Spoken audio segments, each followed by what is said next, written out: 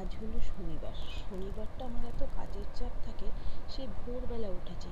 অনেক কাজ ছিল, বাইরে যেতে হয়েছিল অনেক কাজের জন্য।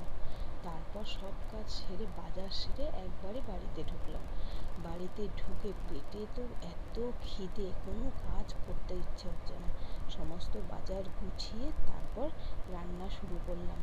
মুসুর ডাল সেদ্ধ করেছিলাম, তার মধ্যে কাঁচা লঙ্কা ধনেপাতা দিয়ে আর যা যা দিতে হয় হলুদ তেল লবণ সব কিছু দিয়ে গরম ভাত নামিয়ে নিলাম।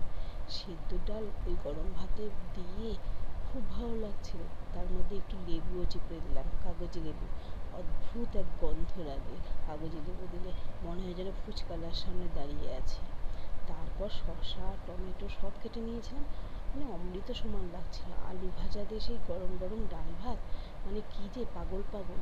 পেটের মধ্যে খিদে আর এরকম ভাত, অসাধারণ অসাধারণ, অমৃত সমান।